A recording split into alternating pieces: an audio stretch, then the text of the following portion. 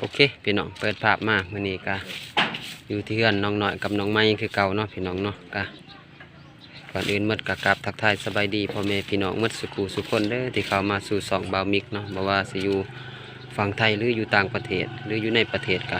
ยินดีต้อนรับเข้าสู่สองบาวมิกแชนแนลเช่นเก่าเช่นเดิมพี่น้องเอ้ยไปมื้อนี้ถือว่าบ้านนี้ได้ไป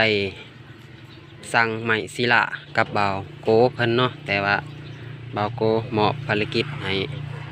มาอัปเดตเขามาส่งมื้อนี้เนาะเพราะว่าว่านนี้ค่ำพี่น้องเอ้ยก็เลย เขามาบ่ทันแต่ว่าสร้างไว้เรียบร้อยแล้วก็จ่ายเงินให้เขาเรียบร้อยเนาะพี่น้องเนาะมื้อนี้มาฮอดพี่น้องคือว่าไม้ศิลาเก่าตับพี่น้องเอ้ยเป็นไม้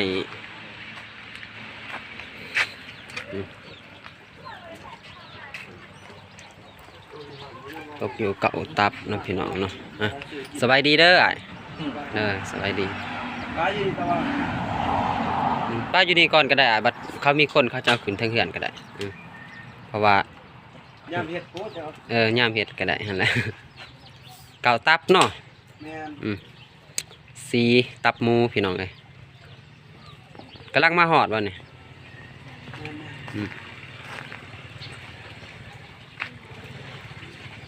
เป็นไม้ศิลาตับหนึ่งมี4แผ่นพี่น้องซะนี่บ่เพื่อนพ่อน้องหน่อยกับน้องไม้นี่แหละ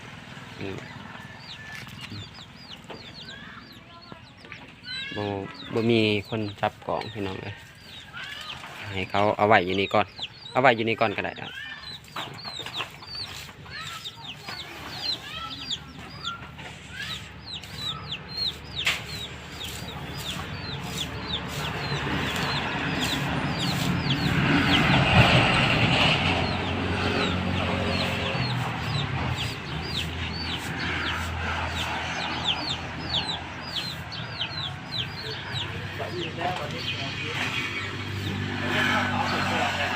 แม่น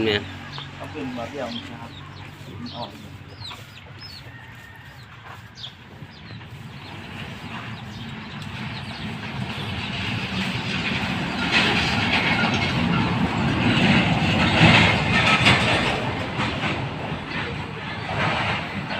เป็นไม้ศิลา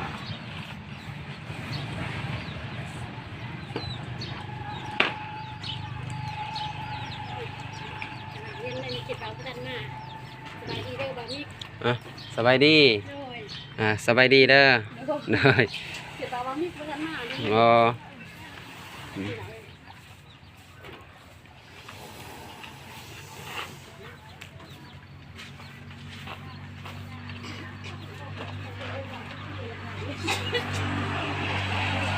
มันก็ตกอยู่โต180ปลายพันพี่น้องเลยตับหนึ่งถืออยู่340,000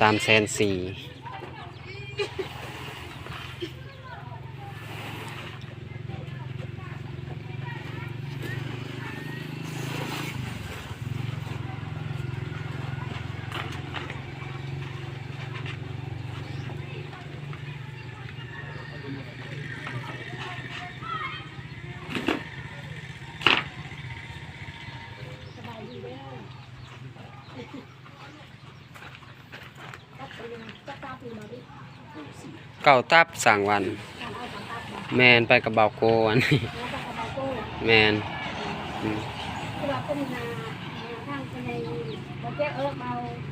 เบาโกหัน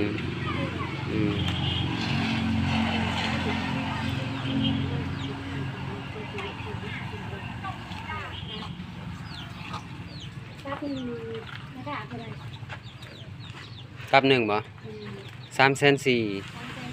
แมน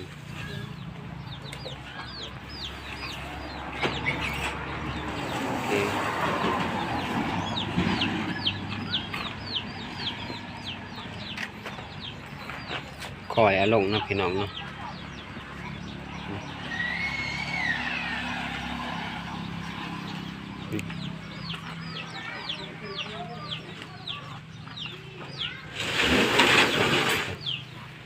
สบายดีเด้อ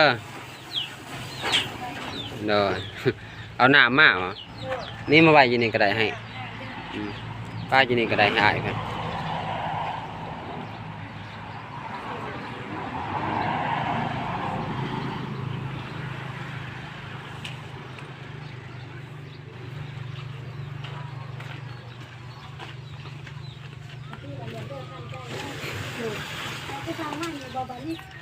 แม่น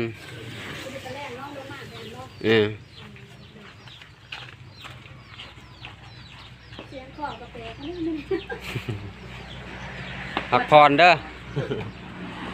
พักผ่อนก่อนเด้อเสียงคอแตกเลยพี่น้องสาวนูหนาเพิ่นเสียงคอแตกแขนสุดท้ายรับสุดท้ายบินดราม่าบ่บินเพราะว่าเฮาสิถ่ายบินให้พี่น้องได้เห็นนำกันเนาะ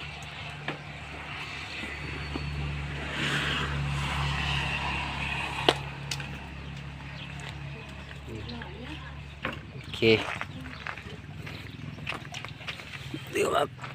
มีเก่าตับพี่น้องเอ้ย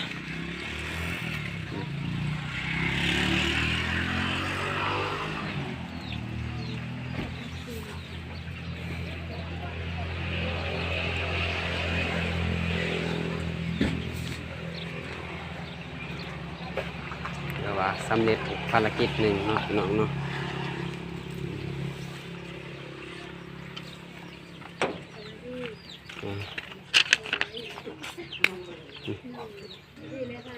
ตกอยู่ราคา3,60,000 กีบพี่น้องขอบใจเด้ออ้ายเด้อโชคดีโชคดีสั่งไปสั่งกับเบาโก้วันนี้พี่น้องบิน3,60,000 กีบแต่ว่าเงินทางงบเบาโก้กับยังค้างอยู่ก็ได้188,000นี่แหละพี่น้องว่าซ้ำนั้นถ้าชื่อบ่ผิดก็สิมา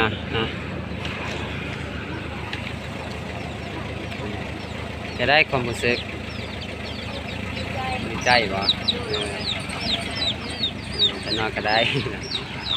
มีแต่ว่าสำนีบ่พอดอกเนาะแต่ว่า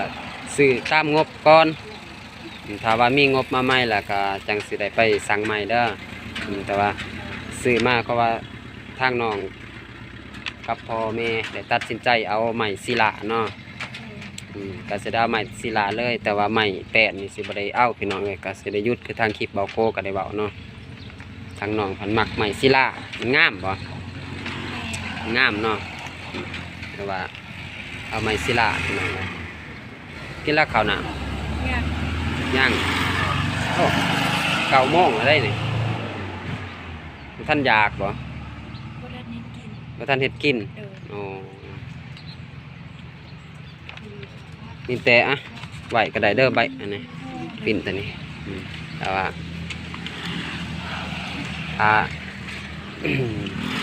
งบส่วนที่เหลือกับทางเบาโก้ว่าสิซื้อของกินเด้อถ้าเพิ่นได้มากก็สิซื้อของกินมาให้เพิ่นว่าว่างบมันยัง100,000ป้ายพี่น้องก็ว่าถืออยู่150 เหรียญดอลลาร์นี่แหละเป็นเงินกีบกะ3,280,000งบทางเบาโคเพิ่นได้ซื้อไม้ศิลาให้ทางครอบครัวน้องๆเด้อไปสั่งแต่มิดว่าสิสั่งบ้านประตูกับปองเอี่ยมแต่ว่าบ่มีบ้านก็เลยกลับมาถามคืนว่าเลยบ่มีว่าเอาไม้แอมคนซะเขาว่าเอาไม้แอมก่อนพี่น้องก็เลยว่าตัดสินใจถามทางครอบครัวของน้องเพิ่นให้เอาไม้ศิลาหรือไม้แป้นแต่ว่าทางครอบครัวน้องๆเพิ่นก็เลยตัดสินใจว่าเอาไม้ศิลาเนาะพี่น้องเนาะก็ถือว่าได้เอามาฮอดเทือนเรียบร้อยพี่น้องเอ้ยนี่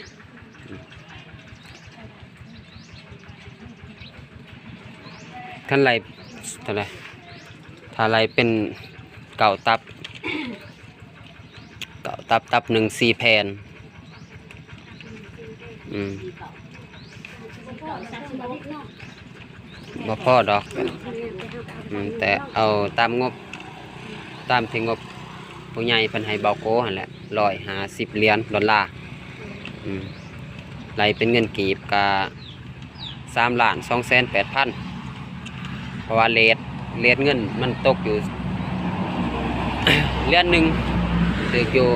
21,000ไหลเป็นเงินกีบก็ได้ซื้อเป็นที่เฮียมห้อยเนาะพี่น้องเนาะคือว่าส่วนที่เหลือก็เบาโกก็ได้แจ้งนั่นแหละ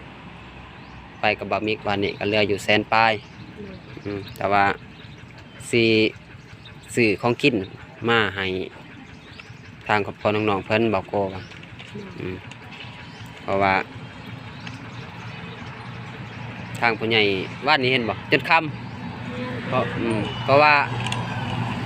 ต้องการให้มันได้เลยนะวันนี้เพราะว่าอยากให้มันออกเลยเงินวันนี้เพราะว่าต้องไปซื้อให้เห็นก็เลยไปกับบ่าวโกจนค่ำ2 เทื่อลงจุฬาวันนี้แม่น2 เทื่อแต่มิดนี่ไปทำใหม่บ้านก่อนบ้านประตูกันเลยทำใหม่บ้านแต่ว่าบ่มีใหม่บ้านก็เลยว่าเอาไม้แปะซะแต่ว่ามื้อนี้ก็มาเหาะแล้วเนาะพี่น้องเนาะนี่แต่ไปหากินข้าวกินน้ำก่อนก็ได้นั่นแหละบ่าวสิไปถ่ายไป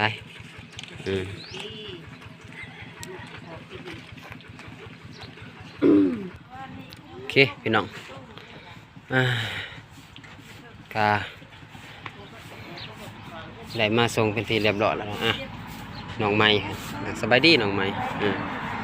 สิไปไสนี่คือใส่สุดเนี่ยนี่ฮะสิไปหาหน่อไม้หน่อไม้สักยำนี่มีบ่โอ้แหนงมันบ่อ๋อกินละข้าวเสาสิยังสิไปหาของกินบ่นี่โอ้ไปกับไผโอ้หมู่ส่วนไปโอ้ไปหาหน่อไม้เนาะพี่น้องก็อาหารดีแล้วหน่อไม้ หากินยากได้พี่น้องยามแลงนี่พอได้อยู่บ่ไปหาแต่ละเทื่อพอแกงอยู่เนาะบ่าวมิกก็ได้กินน้ำน้องเพิ่นเทื่อนึงแหละน้องเพิ่นไปหา2นั่นแต่กระด้นแล้วเนาะนี่น้องเพิ่นสิไปหาใหม่อีกเนาะไปหาหน่อไม้หน่อไม้ไร่หรือหน่อไม้ไผ่หน่อไม้ไผ่บ่แน่นแล้วเนาะหน่อไม้ไผ่หาแนงมันเนาะไปหาทางไหนอยู่ป่ามันพุ่นบ่ใกล้เติบบ่น้องไปหาใกล้อ๋อสิไหวบ่สิไหวบ่ข้าวบ่ทันกินสิไปหาหน่อไม้ก่อน มีแต่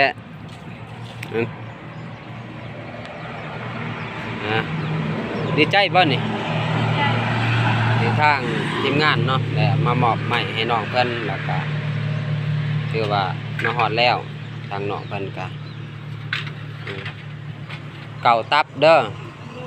ก็ได้ไปสั่งกับอันนั้นบ่าวโกแล้ววันนี้บ่าวมิกไปสั่งแต่ว่าวันนี้พี่น้องมันค่ำเขาก็เลยบ่ได้มาส่งให้น้องเพิ่นก็เลยมาส่งตอนเช้าเนาะแต่ว่าจ่ายเงินปะพี่น้องเพราะว่าไปหันก็เกือบเขาสิปิดห้านแล้วนะ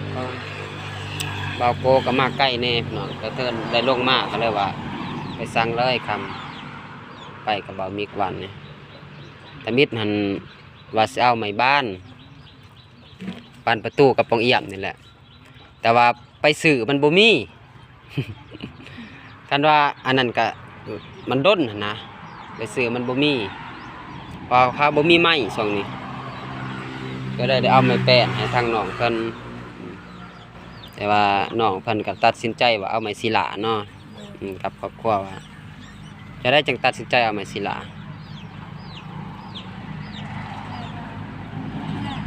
มันงามแต่ว่าน้องก็มักในนี่เนาะว่ามันก็สะดวกสบายนี่เนาะเพราะว่าเฮาก็บ่ได้ทาสีเพราะว่าเขาทาเรียบร้อยเนาะก็งามเพราะว่า ลายลังแหละบ่ว่าเฮือนน้องกระเด้ยบ่น้องเดิม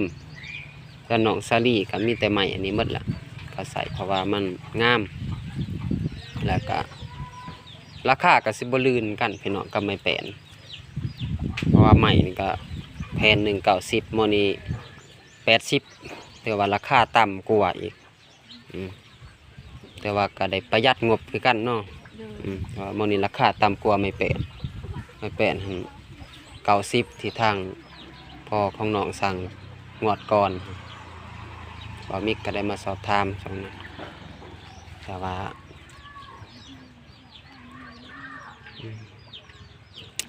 ก็มีแต่ให้น้องขมกขอบใจเด้อทางผู้ใหญ่ใจบุญเพิ่นได้ซอยเรือหรือว่าผู้ใหญ่ทางเบาโกหั่นล่ะเพิ่นได้เข้ามาให้เบาโกเป็นสะพานบุญได้มาซื้อไม้ศิลาให้น้องมีแต่ให้น้องอวยพรให้เพิ่นเด้อใจร้ายด้วยคุณยายใจบุญแห่งซีรีส์ของพ่อของหน่อยได้ดอกไม้ขออวยพรให้คุณยายใจบุญจงมีแต่สุขภาพแข็งแรงปรารถนาสิ่งใดขอให้ได้สิ่งนั้นความเจ็บอย่าแสดงความไข่อย่าสมีเรื่องการงานขอให้ความเลือกสะดุด โดมีแต่สำนีแหล้วมีแต่ว่าน้องไปหาหน่อไม้แล้วเด้อแล้วก็โดยกับบะมิกสิไปหาน้องหน่อยเพิ่นก่อนเน้องพี่น้องเนาะความจำบะมิกกะสิเต็มแล้วพี่น้องก็ถือว่าไม้ศิลาได้มาฮอดเทือนของน้องหน่อยกับน้องไม้เรียบร้อยแล้วพี่น้องนะว่าสิแอบนี่แหละสิแอบโอเคพี่น้องโอเคน้องพี่น้องตอนนี้ก็เข้ามาหาน้องเพิ่นต้มอีสั่งนี่ ต้มปลาทู ต้มปลาทูเสร็จเนี่ยได้กิน ต้มจำแจว โอ้ต้มจำแจวนะพี่น้องนะทางนอกมันกำลังต้มปลาเสร็จกินเนาะพี่น้องเนาะก็บ่าวก็แสดงกลับก่อนเด้อมีแต่ให้น้องขมกขอบใจผู้ใหญ่ใจบุญเพิ่นที่ซื้อไม้ศิลามาฮอดแล้วพี่น้องเป็นงบทางผู้ใหญ่ใจบุญทางเบาโกเพิ่นเนาะ ด้วย คือว่าเพิ่นได้มามอบให้น้องๆแล้วก็มีแต่นั่นละก็มกขอบใจผู้ใหญ่ใจบุญเพิ่นเด้อเลยขอขอบคุณขอบใจคุณยายใจบุญในการทีมงานสายบุญเราไต่หลายๆเด้อขออวยพรให้จงมีแต่สุขภาพแข็งแรงสุขกายสุขใจความเจ็บอย่าสุใดความไข่อย่าสุมีอย่าเจ็บอย่าจนในนาทีการงานก็ขอให้ลำเรื่อยๆหิ่งปังๆเด้อให้มาเท่าใดก็ขอให้กลับขึ้นไปสู่ร้อยเท่าพันเท่าเด้อสาธุ สาธุนะโอเคนะพี่น้องเนาะก็ทางเนาะเพิ่นก็ได้ขอมกขอบใจผู้ใหญ่ใจบุญเรียบร้อยก็ทำบ่มีก็ดีอกดีใจที่ได้เป็นสะพานบุญนี่แหละได้มาซอยเหลือทางน้องๆก็ดีอกดีใจก็บ่มีก็สิได้ขอตัวลาก่อนเด้อ โดยว่า เลยโอเคพี่น้องมามิกกะจะได้จบคลิปก่อนพี่น้องทางอื่นก็มาเบิ่งให้ทางเบาโคกเนาะพอได้เหมาะไม้ให้เบามิกมาเบิ่งทางหานเพิ่นได้ส่งไม้ศิลามาให้น้องๆเพิ่นเนาะพี่น้องเนาะก็มื้อนี้ก็เรียกว่าได้มาฮอดเรียบร้อยพี่น้องเนาะก็ เบามิกก็ได้มาเบิ่งเรียบร้อยพี่น้องเพราะว่าตกอยู่เก่าตับพี่น้องเนาะตับอยู่นี่4แผ่นแสดงขอตัวลาก่อนอื่นหมดก็ขอบใจผู้ใหญ่ใจบุญหลายๆที่เพิ่นเข้ามาสอนเรือก่อนน้องๆแล้วก็ไว้วางใจทางทีมงานมาให้เป็นสะพานบุญให้ครอบครัวของน้องๆขออวยพรให้เป็นจงมีสุขภาพแข็งแรงเฮงๆปังๆบ่ว่าหน้าที่การงานใดก็ขอให้ราบรื่นเงินคำใดมาเทมาให้ไปใดก็ขอให้คันใดคืนไปร้อยเท่าพันเท่าไปตลอดไปเป็นพี่น้องแล้วก่อนอื่นครับขอมกขอบใจทาง FC บ่าวมิกที่เข้ามาเป็นกำลังจิตกำลังใจให้บ่าวมิกได้ทำคลิปต่อๆไปเนาะพี่น้องเนาะก็ขออวยพรให้ FC ทุกท่านจงมีแต่สุขภาพแข็งแรงเฮงๆปังๆบ่ว่าหน้าที่การงานใดก็ขอให้ละไปลื่นเป็นคำไรมาเทมาสุขกายสุขใจไปตลอดสาธุคลิปนี้บ่าวมิกก็แสดงขอตัวลา พ่อแม่พี่น้องไว้พบกันคลิปหน้าคลิปนี้ขอกล่าวคำว่าสบายดีบ๊ายบาย